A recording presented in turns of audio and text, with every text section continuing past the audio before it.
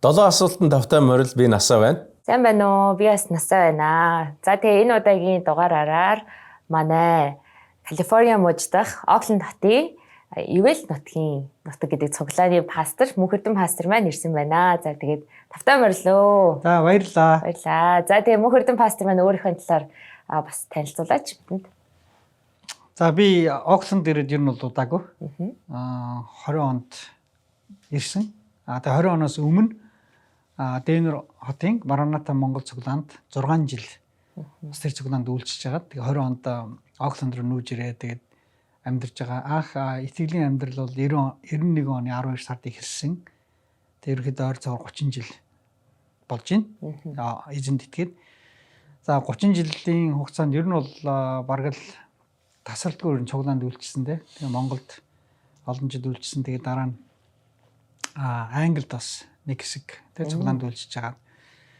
За тэгээд эргэж Монголд очиод Бүхэндэсний ургад цуглаанд 12 жил орчим үйлчлээд. За тэгээд Дэнвэрийн цуглаанд 6 жил үйлчлээ. Тэгээд одоо Оклендын цуглаанд үйлчилж байгаа. Гэр бүлтэй 6 хүүхэдтэй. Эхнэрийн нэр хэм блэ? Манай эхнэрийн нэр бол Мөнхөө. Мөнхөө. Таныг бас Мөнхөө. Хоёр Мөнхөө. Хоёр Мөнхөө. Nice. За тэгээд 7 асуулт маань одоо шууд эхлэе те. Шууд эхлэе. Ажилдаа шууд орцгоё. Тэгээд танай чуулган одоо таны үйлчилж байгаа бид нар одоо Окленд хотын Ивэлт нутагт чуулганы тухай ярилцсан. Тэгээд Ивэлт нутагт чуулган хизээ анх бий болсон энэ түгээс таваалцаач. За Ивэлт нутагт цуглаан ер нь бол Монгол Америкт байгаа Монгол цуглаанууд ойролцоогоор нэг 2000 он үед тэ 2001-2 он үед бол ерөнхийдөө үүссэн баг. Ивэлт нутагт цуглаанууд бол бид нар энэ жил 15 жилийнхаа хийж байгаа. Тэгэхээр 2005 онд үүссэн тий 2005 онд. За мэдээж 2005 онд анх энэ цуглааныг үүсгэхэд одоо хамгийн гол нөлөө үзүүлсэн хүн бол манай Отгон Баяр пастор. Одоо Монголд бас Ивэлт нутагт цуглаанд үйлчилж байгаа. Тэгээд Огийн пастор анх энэ 2002-3 онд Америкт ирээд тэгээд тухайн үед бол Монголд байхдаа Ярамгийн цуглаанд байжгаад тэгээд Солонгост байгаа. Тэгээд Америкт ирэхдээ ерөнхийдөө бас цуглаан бараадаа тэр үед Оклендийн тэр First Christian Korean Church гэж байсан байлээ. Одоо яг манай цуглааны яг тэр байшинд.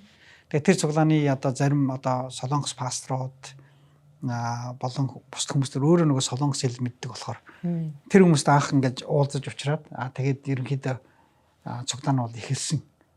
Яг тийм төвхтэй байгаа. Тэгээд тухайн үед ч одоо яг нөгөө 2003-4 он ч нөгөө Окленд монголчууд маш их олноор ирж исэн. За тэгээд нөгөө яг Монгол community буюу монголчуудын яг тэр холбоо бол хараахан үүсч ямжаагүй.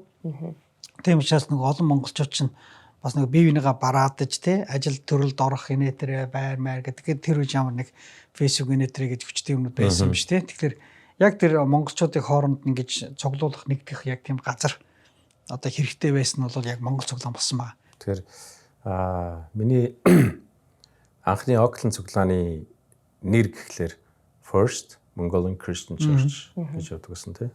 Хизээ одоо Ивэлт нутаг гэдэг нэрийг Ивэлт нутаг гэдэг нэр бол 2018 онд авсан.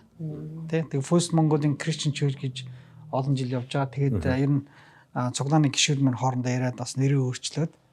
Тэгээ яг бол бид нар чинь тэр яг First Korean Christian Church тэрнтэй яг тэр цуглааны одоо яг доор үүссэн учраас ерөнхийдөө дараа нь бие дагаад бид нар гишин цуглаан болох хэрэгтэй гэдэг магадлалаар бид нэрээ одоо өөрчилж тэгээ бүртгэлээ өөрчилсөн нь бол 2018 он баг. Nice. За тэгвэл одоо хоёр дахь асуулт руугаа тий манай одоо яг юм болохоор тэг хөтөлбөрийн болохоор 7 асуулт байсан. Тэгээ одоо хоёр дахь асуулт маань болохоор танай чуулганы хувьд хамгийн өсөлттэй байсан үе хизээ байсан бэ? За тэгээд юу бас түнд нөлөөлсөн гэж тас бодож байна тий. Мэдээж та ирээд удааг байгаа ч гэсэн таны бас сонссон түүхүүд бас байгаа. Ивэлт нутаг цуглаан ер нь бол өссөн хамгийн гол үе нь бол эхний нэг 6-аас 7 жил байх гэж би бодож байгаа. Ер нь бол логийн пастор даяараад бусад хүмүүсийн түүхээ сонсоод.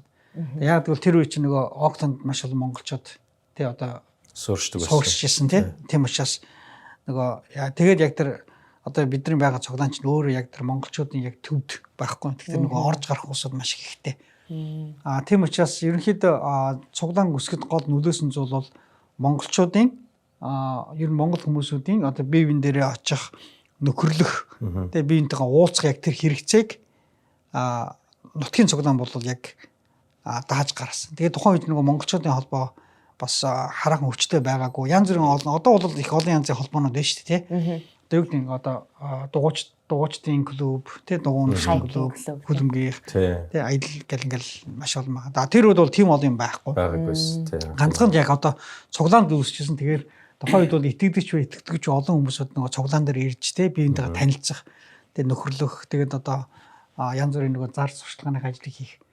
Тийм учраас ер нь эхний тэр 5-7 жил бол ер нь маш олон монголчууд цуглаанаар орж гарсан тийм түүхтэй.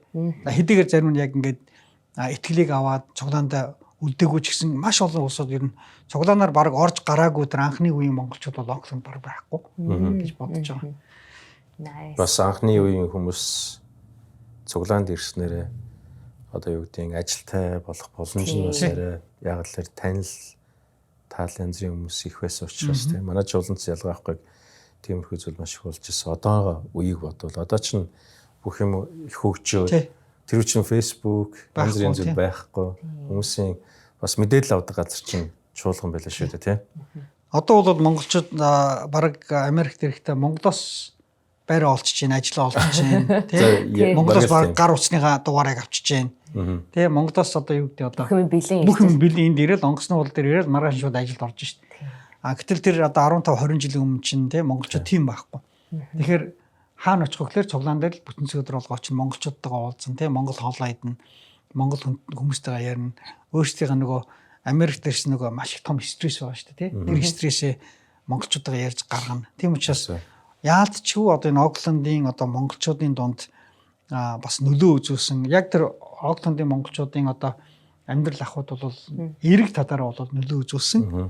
За тэгээд дайжмаар бас Оклендын одоо манай Эвэлт нутаг цуглаан чинь монгол хүүхдүүдийн дунд тэг каратегийн одоо дугуйлын хичээлүүлж исэн. Монгол хамгийн анхны одоо монгол нөгөө одоо монгол гэргээд унаг гэдэг монгол сургууль байгаа шүү дээ. Тэрний одоо үүс сүрний яг цуглаанаас эхэлж исэн гэдэг олон тийм анхдах зүйлүүд бол цуглаанаар байгаа. Тэр одоо 15 жилийн яваа тэмүүлэгч чинь тэр мэдээж таны хувьд ирээд яг огтлон цуглаанд ирээд удаагүй байгаарчсан. Одоо яг хамгийн хүнд үеуд ер нь хизээ байв те. Цуглаанд ирээд чуулганы хувьд одоо хамгийн хүнд үе хизээ байв. Ямар зүйлийг туулж ив те. Ер нь бол би ч одоо баг цуглааны үйлчлэлд ороод бараг л одоо 30 жил болж нэхэд бол хэлсдэхгүй шүү дээ. Анх одоо Христэд итгээл үрдэнгээ цуглаанд очиод тэгэл одоо хөдөө орон нутгийн цуглаан байгуулах гал ингээл одоо Монголын анхны одоо Христ итгэгчдийн түүхийг бол ингээл амдаараа тэг одоо ингээд явж байгаа. Тэр болгоноос харахад бол ерөөсөө асуудалгүй цуглаан гэж байхгүй. За асуудалгүй цуглаан бол ерөөсөө амьд цуглаан биш. Тэг өгсөн цуглаанд ямар ч асуудал байхгүй. Тэг хүмүүс нь өхмөл, итгэл нь өхмөл, үйл ажиллагаа нь өхмөл бол ямар ч асуудал байхгүй. Тэгэхээр ер нь бол одоо ямар ч гэрүүлд асуудал байдаг шиг тэг цуглаан болгонд асуудал байдаг. Тэр нь том уу жижиг үү тэр цуглааныг хэрхэн одоо авч гарах уу гэдэг байгаа шүү дээ. Тэгэхээр яг би Оклендын цуглаанд 2 жилийн өмнө ирсэн. Гэтэ ирэхээс өмнө мэдээж бас 2 жил гарan бас залбирж байгаад ирэхүү очих уу тий гэдэг талаас нэлээд хугацаатаас залбирж байгаад тэгээд ирсэн. За ирээд одоо яг хамгийн хүнд хэцүү юм болохоор нөгөө пандемик. Тэгээ ялч энэ бол одоо цуглаан болгоныг одоо хүнд зогсон хэсэг. Тэлгүй яах вэ? Одоо 2020 оны 6 сард бид нар гэр бүлээрээ нүүж ирээд цуглаанхандаа уулзаагүй. Тэгээ хамгийн одоо эхний одоо бараг 6 сараас 21 оны 3 сард бид нар анх уулзсан ш. Тэгэхээр ч одоо хэдэн сар болж байна вэ? Тэгэхээр чинь бараг 9 сар би цуглааных хүмүүст уулзаагүй.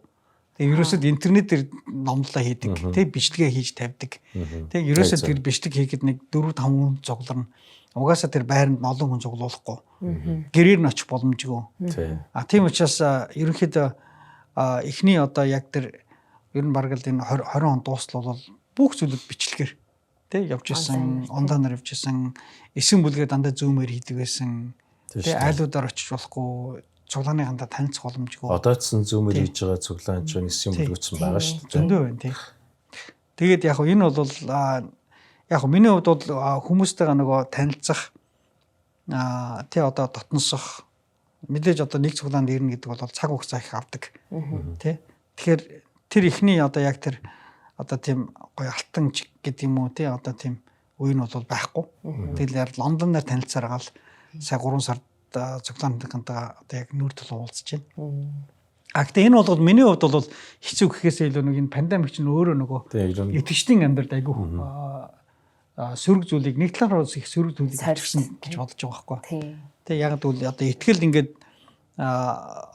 одоо өсөж хөгжих тэр процесс чинь чуулган дээр хүмүүсд хамтдаа байж ижил итгэл өсдөг. Тэгээ хүний итгэлийн амьдрал гэдэг бол итгэлийнхэн шийдвэр хүн ганцаараа юм. Харин итгэл өсөх шийдвэр нь дандаа хамт олдох шүү дээ. Тэгэхээр ер нь Христэд итгэх итгэл гэдэг чинь тэрүүгээр их онцлогтой шүү дээ. Тэгээ ер нь би бол цуглааныхантаа шилдэг. Ганц мод гал болдгоо. Тэгээ адилхан ганц итгэгч ганцаараа хизээж итгэлийн замыг хүчтэй явсан түүх өнгөрсөн Христийн чуулганы 2000 жилийн түүх нь байхгүй. Хүмүүсүүд өнөөдөр итгэгч болно гэхээр одоо нөгөө юу гэдэг одоо фэйсбүүкээр номлол үзээд тий зүүмэр цуглаандаа ороод тэгээ цуглаандаа ирэхгүйгээр ингээд би итгэлийн замаар явна гэж боддог. Энэ бол маш худлаа зүйл. Тэгээ энэ шиг одоо хуурамч зүйл хүний итгэлийн амьдралд бол тохиолдохгүй. Энэ бол айгүй тийм хуурамч зүйл байгаа. Тэгэхээр хамтдаа уулзна гэдэг чинь нөгөө итгэлийн амьдралаар тий хүмүүсүүдийг ингээд биеинтэйгээ хурцлаал, биеинтэйгээ одоо айсангаа уулзаал итгэлийн гэр бүл дотор бол өсөх ёстой. Пандемик гэдэг чинь өнөөдөр маш олон цуглаанд тий олон итгэлийн амьдралд бол их том сөрөг зохилт нь бол яалтчгүй хүмүүсүүд нөгөө юм амьд харилцаанаас тасар хавцсан. Пандемик бол зөвхөн танаа цуглаанд биш мэдээж бүх чуулганд яг юм хүнд зохилтыг өгж байгаа. Танаа цуглаанд пандемикаас өөр одоо юу гэдэг тийм хүнд зүйлийг туулж байгаа. Туулж исэн зүйл бол одоо ивэл нутаг цуглааны хувьд бол бас байгаа хаа. Гэтэ бол би бас тэр нарийн ширийн төвг нь сайн мэдэхгүй сонсоогүй байна. Яг миний бодлоор бас Америкт амьдарж байгаа тэгээ нутгаас хол байгаа эцэг эхээс гэр бүлээс хол байгаа хүмүүст тэгээ хүнд зүйлэл илүү нөгөө хайртай хэн нэгэн маань те орхиод явах. Тэр орхиод явах гэдэг маань те нас барах. Яг энэ үед маш хүнд байт юм шиг санагддаг. Тий, ер нь яг би ч бас урд нөгөө Дэнерийн цуглаанд бас 6 жил үлжсэн шүү дээ тий. Тэгээ ер нь яг ингээд анхнаасаа бид нар чинь ер нь бол Монголд байхдаа бид нар чинь бараг 2002 оноос хойш ер нь тархсан монголчуудын төлөө үйлчлэгээ залбирсан байхгүй эзнээс ихнэрхтэр. Тэгээд 2002 оноос хойш 14 он гэдэг чинь бараг 12 жил тэгээ эзнээс залбираад ер нь яг тэр үед юу мэдэрсэн гэхээр 2000 он 2002 3 онд монголчууд гадагших хэмжсэн. Тэгээ бид нар юу мэдэрсэн гэхээр ер нь яг энэ тархсан монголчуудын төлөө үйлчлэх яг тийм хэрэгцээ бол маш их байгаа. Яг зөв. Яагаад гэвэл хүмүүс чинь ингээд цагаачлаад өөр нутагт ирэхээр гэр орно гэж байхгүй, тэгээ ихэнх нь аав ээж нь байхгүй. За зарим нь одоо бичиг баримт байхгүй, бичиг баримтын асуудлаас болж Монгол руугаа орж гарч чадахгүй. За тэгэхээр яг тэр нөгөө нэг гэр бүлийнх нь тэр халуун дулаан амьсгалыг бүрдүүлж өгөх гол хүчин зүйл бол цуглаан баг. Тэгээд яг ингээд Дэнерт ирээ дараа нь ингээд оглоодын цуглаанд үйлчж яхад мэдээж яг манай насаа насрын хэлдэг үнэн зүйлтэй ар гэрт нь ямар нэгэн хүн зүйл тохиолоход очиж чадахгүй аавыгаа ээжигаа энэ холоос өдөж өгж байгаа хүмүүсийг тэр зовлон ингэж тийм яг хажуунаас нь харж тийм тайвшруулж өгнө гэдэг бол ялж болно хэцүү зүйл байна. Тийм. Тэгээд яг таажсанд бас аяллаа тэгээ ирээд бас удааг байгаа. Гэхдээ саяхнаас цуглааныхантаа хамт нь хөрлөөд үйлчлэл эхэлсэн байгаа. Юу н таны одоо харж байгаагаар танад одоо яг Graceland дээр ивэл нутагт чуулганы бас итгэгч нарын онцлог юу гэж та бас харж байна те. Та бас яг саяхан ирээд бас яг илүү харсан баг. Ер нь бол нөгөө гэр бүл олгонд ч бас өөрсдөө онцлог байгаа шүү дээ. Амар дуу шугантай гэр бүл байна. Тэ ингээд бож наар манайх ч одоо ингээд олон жоохон нэлхчий байхад олон жоохон банд нартай. Тэ одоо ингээд 5-аас 11 насны 3 банд нар чи чинь ингээд ерөөсө хэрвээ сургуулийн амралтын 7 хоног байх юм бол тэгэл ерөөс ингээд амар шуугалд шүү дээ. Чинь ноцолдоо шуугалдаал. Манайх бол тийм дуу шуугантай гэр бүл байна. Гэтэл зарим гэр бүл нь бол намуу чимээгүй гэр бүл шүү дээ. Яг тэрнтэй адилхан цуглаан болон бас яг тийм хүмүүсийн өөрсдөө тэр онцлогуд байгаа. Тэ одоо газар нутгийн онцлог төр дамжуулаад хүмүүсийн өөрсдөө цаан чанар. Тэгэхээр би ерөнхийдөө энэ Окланд цуглаанд ирээд юу ажилласан гэхээр ер нь их гоё тийм нөхөрсөг хамт олон юм байна гэдгийг л айгу мэдэрсэн. Ер нь нөхөрлөх дуртай. Тэгээ хамтдаа авах дуртай. Хамтдаа ингээд тоглох дуртай. Ер нь тийм одоо юу гэдэг одоо хүмүүсийг ингэж одоо ингээд гоё халуун дулаан уур амьсгалаар ингэж авах. Тийм одоо тийм. Айгу. Тийм их онцлогтой юм байна гэж бодсон. Тий. Та хэр зэрэг даалуу тоглодог вэ? Би чи ер нь бол Дендрийн цуглаанд байхдаа баг даалуу тоглодог байсан. Энэ дээрээ сурж байна. Энэ дээрээ чинь ер нь бол тийм багш би найдаж сурж байгаа байхгүй. Тэгээ тоглохоос өөр арга байхгүй тий. Тэр чинь хүмүүс чинь тэрэндээ бас дуртай. Тэр нөхөрлөлтөд зөвхөн миний харж байгаа Окланд цуглааны хайгүйх даалуу хоорондоо нөхөрлөж даалуу тоглох. Тий. Шагаа харуунаас. Тий, шагаа харуун. Тэгээ залуучууд болохоор зэрэг хоорондоо нэгтгэхээр янз бүрийн сакс болов. Тий, сакс болов гэл тий зөндөө юм байгаа тий. Волейбол бол маш сайн штэ Окландын багч өөрөө. Тэгээ дээр нь шагаа арва. Шагаа арва тий. Бүр Галил гэдэг баг байгаа шүү дээ. Вау. Тэгэхээр чин яг тэр нөхөрлөл гэдэг бол яг энэ Окландын нэвэлт нутаг цуглааны яг өөрхөн онцлог юм шиг. Зөв. Спорт нөхөрлөл байна тий. Янз бүрийн өөр бусад нөхөрлөлүүд байна. Тэрнээс гадна одоо юу гэдгийг шинэ хүмүүс танаа цуглаанд ирлээ гэж бодоход ер нь хэвчлэн ямар хүмүүстэй уулзвал ямар насны тий илүү одоо залуу хүмүүсийг харах болов настай хүмүүс байна уу ер нь яг тэр насны онцлог ч юм уу яг тэр тал дээр ямар насны онцлог гэвэл ер нь бол манай цуглаан чи ойролцоогоор за одоо хэд юм бэ ер нь бол хүүхдүүдэд оруулаад нэг заримдаа нэг хамгийн бага нэг 80 юм уу тэгээд заримдаа 100 гарна 120 ч юм уу тэгээд энэ цуглаан чинь өөрөө манай цуглаан бүх насны улсууд байна л да. Тэ багчууд нь байна. Тэ одоо өсвөр насны хүүхдүүд бас нэг 20-од ч юм уу байна. За залуучууд гэх бол бас нэг 30 40 ч юм уу тэ тэр байна. За тэгээд дээр нь дунд насныхан 30-аас дээш насны улсууд бас нэг 20 30 ч юм уу байна. Тэгэхээр чинь яг юм насны хүмүүсүүд бол манай цуглаан байна. Ганц их улсууд их байна. Залуу гэрүүлүүд байна. Гэр бүлд тогтсон дунд насныхан бидний үеийн те дунд насныхан байна. Тэгээд мэдээж бүр хүүхдүүд байна. Хүүхдүүд бол ихтэй шүү дээ. Энэ залуу бүр их байвал тэгээд ер нь тий залуу гэрүүл байна чи хүүхдүүд ихтэй тий. Тэгээд тэр утгаараа яг мэдээж Окланд дээрээ суусж байгаа энэ Бэри дээр суусж байгаа монголчууд манай цуглаан дээр ирэх юм бол ямар ч насны хүнтэй тааралдах боломжтой. Тэр бол гоё онцлог байна тийм. За тэгээ манай 7 асуулт өндөрлөх тийшээгээ хандж байна. За тэгээд одоо 6 дахь асуулт ирж байна.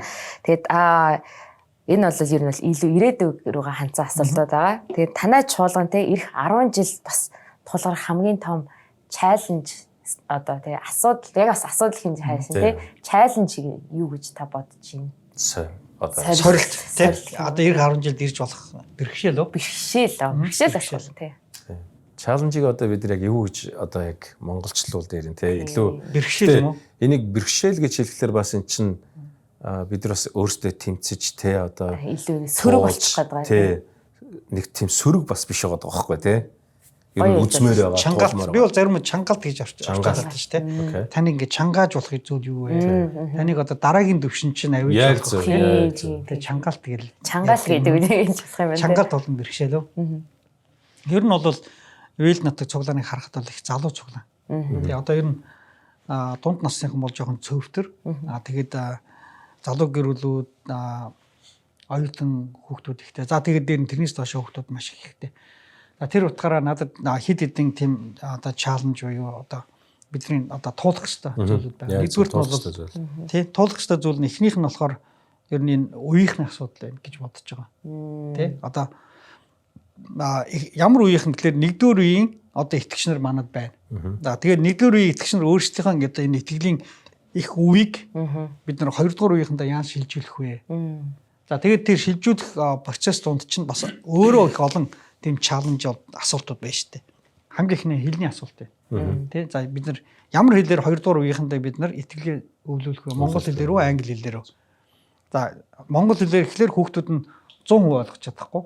Англи хэлээр ихлээр бид нар тэр хүүхдүүдийнхаа яг тэр англи хэлний төвшөнд нь ярьж чадахгүй. Тэгэхээр энэ бол яалтчгүй одоо их том одоо чаленж буюу одоо тий одоо туулах хэрэгтэй нэг асуудал юм байна гэж бодож байгаа.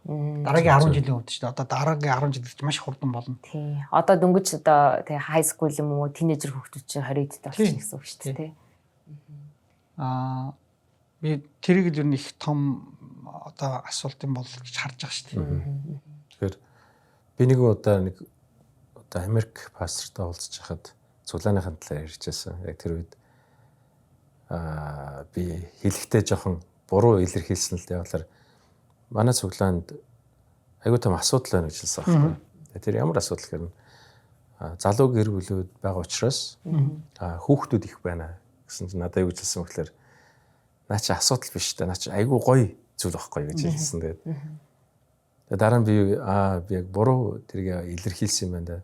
Тэр хүүхдүүд байна гэдэг чинь ирээдүй байна гэсэн үг. Тийм, ирээдүй байна гэсэн үг. Тэгэхээр би танаас юу гэж асуух гэж байна гэхээр зэрэг одоо хойч үеийнхэндээ зориулаад 2 дугаар үе, магадгүй 3 дугаар үе, 4 дугаар үе гэж гарна шүү дээ. Одоо л бид нар бол 1-р үеийн хүмүүс.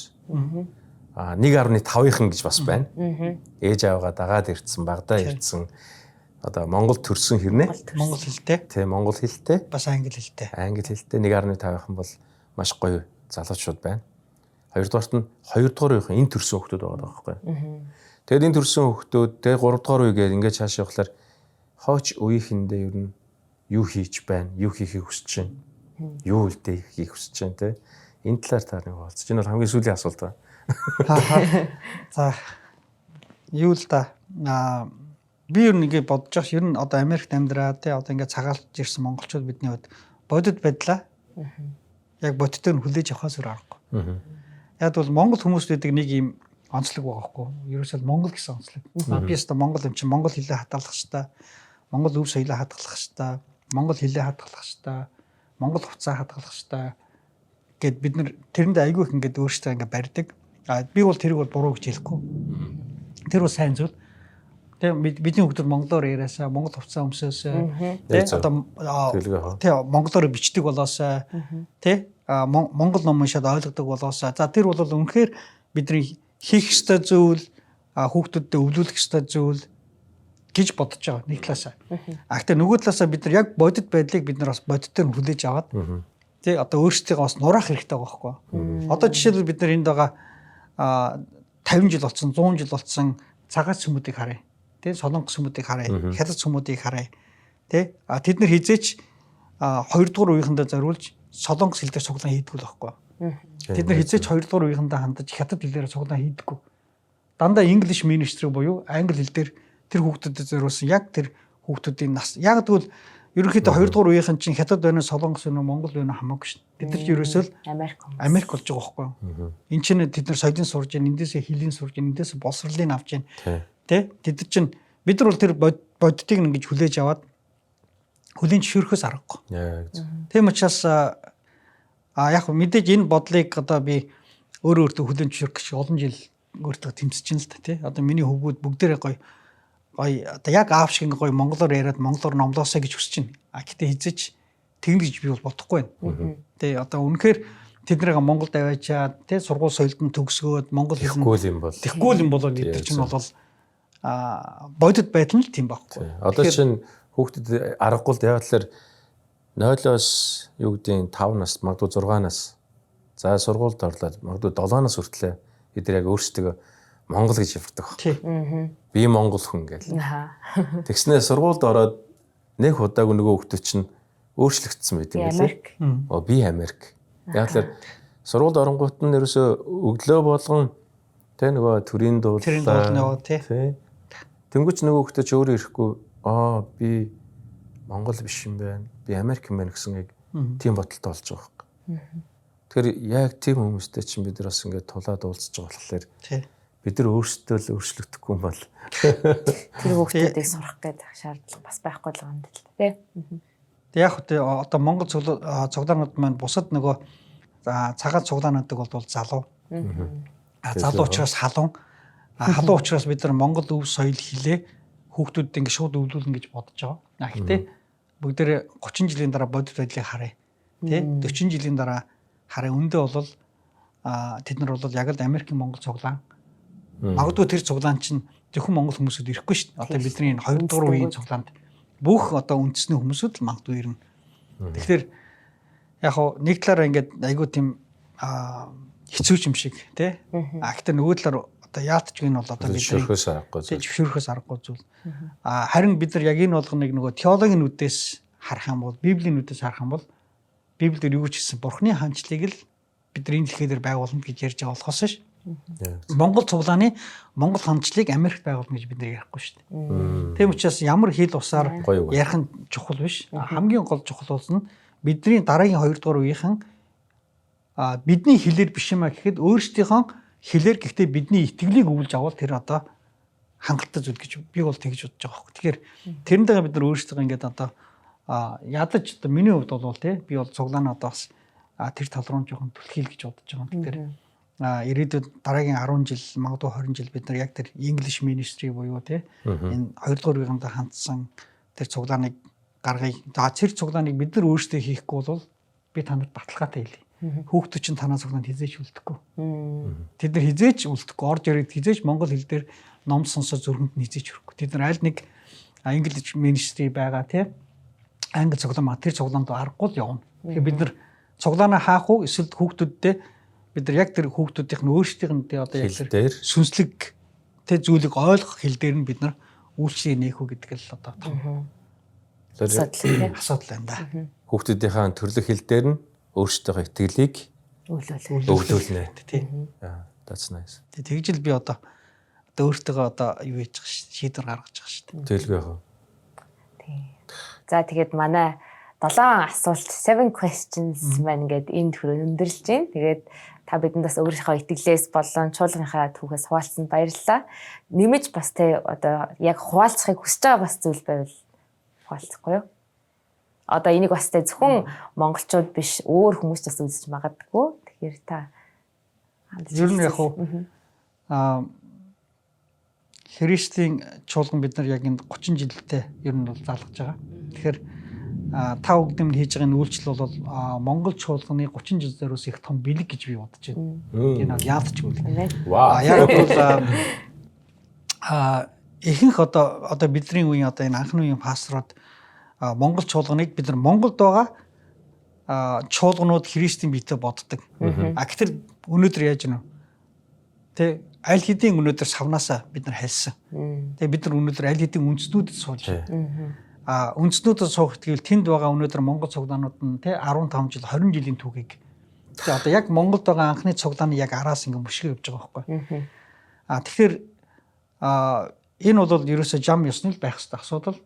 Харин ч бид нар энийг айгүй тийм хожуу эхэлж байгаа. Тэгээ бид нар аль хэдийн одоо цаг үетэйгээ ингэж тэ урдаж явах хэрэгтэй. Тийм учраас өнөөдөр бид нар Монгол цуглаан гэвэл бид нар энэ одоо даяарчлагдсан Монгол цуглааны тухай ярихаас л өрөхгүй. Тэ Европт байгаа Монгол чуулганууд байна. Австралид байна. Тэ Азийн олон цуглаанууд байна. Солонгост байна. Америкт байгаа. Удахгүй Канад тэ бусад цуглаанууд өнөөдөр Монгол цуглаанууд гарна. Тийм учраас энэ даяарчлагдсан би бол дотор тэгж бодлоо ш. Энэ даяарчлагдсан Монгол чуулгануудын хооронд бид нар одоо ив нэглийн асуудлыг ярих хэрэгтэй байгаа байхгүй. Зөвхөн бид нар Монгол цуглааны Монголд байгаа монголчуудын Монгол цуглааны тухай ш. Америкт байгаа Монгол цуглааны ш. Бид нар энэ даяарчлагдсан тархсан монголчуудад бид нар тэ одоо ямар одоо үйлчлэлтийг бид нар хийж болох вэ? Бид нар яаж нэгдэж болох вэ? Тэ тэгээд дээр нь би одоо нөгөө өөрийнх нь нөгөө судалгааны ажилтай холбоотой юм ярих гэж байна л да. Бид нар сайн мэдээг яг Монголын одоо ахуй соёлд онцгойлон яг дарахсан монголчуудын ахуй соёл бид нар яаж ингэ шингээж тэ сайн мэдээг бид нар тараах вэ гэдэг бол бидний бас дараагийн бас бодох ёстой зүйл гэж их бодож явж байгаа. Яг бол би юунд итгэж байна гэхээр эзний монголчууд өгсөн сайн мэдээг монгол соёлд одоо тааруулах тийм онцгой түлхүүр байгаа гэж боддог. Тэгэхээр яг тэр монгол ахуй соёлд нь гэхдээ дарахсан монголчуудын ахуй соёл гэдэг чинь Монголд байгаа монголчуудын ахуй соёлоос өөр байгаа байхгүй. Тийм өөр. Тэгэхээр энэ болгон чинь тий одоо Монголд байгаа үйлчлэл би одоо өөрөө яг тэрийг мэдчихэж байгаа. Монголд байгаа монголчууд зориулсан үйлчлэл Америкт байгаа монголчууд зориулсан үйлчлэл шал хоёр өөр байгаа байхгүй. Хүн болон хүсч ирээл ингээ хийдэг зүйл ш. Би өөрөө өнөөдөр энэ дээрээ 7 жил амьдарч байна, 8 жил амьд. Би өөрөө энэс аюул олон зүйлүүдийг сурж байна. Бас харж байна, ажиглаж байна. Тэ өөрийгөө бас их даруй болгож байна. Тэ туршлагатай байлаа гэд энд ирээд амжилттай үйлчлдэг юм байна тий мэдлэгтэй байлаа гэдэг амжилттай үйлчлдэг юм. Энд чинь шал өөр тийм одоо соёл ахуй соёл бид нар үйлчилж байна. Тэгэхээр үүнийг өнөөдөр магадгүй үзэж байгаа тий итгэгч нар маань магадгүй удирдагч нар маань тий энэ бидний нэвтрүүлгийг үзээд бас тархсан монголчуудад эзний сайн мэдээг хүчтэй тархахын төлөө тий бас залбирлаараа дэмжиж Яг зөв. тий бид нартай хамт байвал их сайн байна. Маш их баярлалаа. Яаж ч гэсэн өнөөдөр бидний урилгыг хүлээж аваад ирж бас хамт ярилцлага өгсөн манай Эвэлт нутаг. Энэ Graceland-ыг орчуулахад айгүй энэ Эвэлт нутаг их гоё сонсогдоод байгаа байхгүй. Тэгээ би урдныхоо Graceland гэж айгүй их ярьдаг байсан бол одоо болохоор зэрэг Эвэлт нутаг. Тий. Graceland гэхээс илүү Эвэлт нутаг гэж хэлэх нь миний хувьд айгүй гоё байгаа. Яаж ч гэсэн таны Эвэлт нутаг дахь чуулган дахь үйлчлэл илүү өргөн цар хүрээтэй бас амжилттай байгаасаа гэж ирвэ. За баярлалаа. Тэгээ мөн хийж байгаа Маш гоё бас нөгөө Судалгааны ажил бас үр дүнтэй байгаасаа бас тэрийг олон энд амьдарч байгаа пастор удирдагч нар уншаад бас ийшээ тархсан монголчуудад үйлчлэе гэж бодож байгаа олон хүмүүст бас уран зориг бас гоё гаргалгаа болоосаа тийм ээ гэж хүсэн өрөөе дөө. За баярлалаа. Тэгээ өнөөдрийн бидний ярилцлага цаг маань одоо өгөр өндөрлж байна. Тэгээд бид бүхний ярилцлага тавхан таалагдмахаа гэж найдаж байна. Дараагийн дугаараараа уулзцаая. Баяртай. Баярлалаа.